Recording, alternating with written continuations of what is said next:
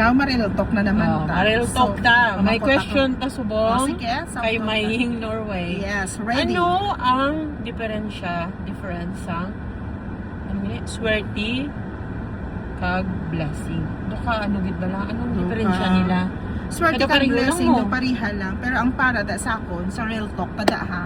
Ang swerte nga ginatawag inabalang kisa na jackpotan mo lang nga may mga tao naghatag si imo sang kwarta or nanalo ka sa luto or nanalo ka sa STL or nakakita ka kwarta. Amo na siyang swerte. Ang blessing niya. Ang blessing ina siya yang halin kay God nga ginhatag sa imo nga patunay nga isa ka kamaayo nga tawo. Ang blessing nga ginatawag inang blessing nga healthy ka sa health mo, pamilya mo healthy, tapos may stable job ka, tapos wala ka ga problema sa mga needs mo sa buhay, Provided tapos ni Lord. provided tanan sa pamilya mo mahatag, tapos ang imo nga wala hindi ba lang may mga problema kagaabot ka fix lang dayon amo na yang swerte, amo na yang blessing Correct. na ginahatag ni God sa isa ka tawo nga maayo nga batasan.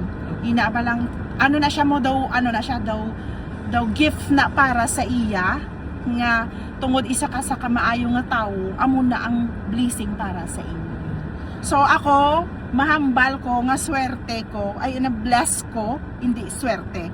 Bless ko kay nga mahambal ko nga palangga ko ni God kay may obra ko. May mga tao nga nagapalangga sa akon katulad niyo nga nagatanaw ka mo. May ginikanan ko, mayo ang lawas ang ginikanan ko. Most especially may pamilya ko nga maayo, may mga sa side sang asawa ko tanan they are good. Although may mga problema nga gaabot, normal kag ay na nga problema ginahatag ni God tungod nga balaan nila nga kaya mo. Yes. So kamo da kung patunay nga kung mayo batasan mo may blessing ka gid halin sa taas. So ang ginaswerte sa mga gakadaog sa STL or whatsoever, swerte na sa hindi siya pamatagalan in the spot nga gaabot, in the spot man nga madula. Munang swerte. Pero ang blessing forever and ever and ever. Amen. Hallelujah. Happy Sunday. Happy Sunday kay nga kung isa ka nga mabuti nga tawo, may blessing nga gaabot like me. Kaya tandaan kung ano ang ginahimo mo sa kapwa mo kabalik gid sa inyo. So do your good, do good to others. Yes. And they will return for you good too. Ay, English! English yarn.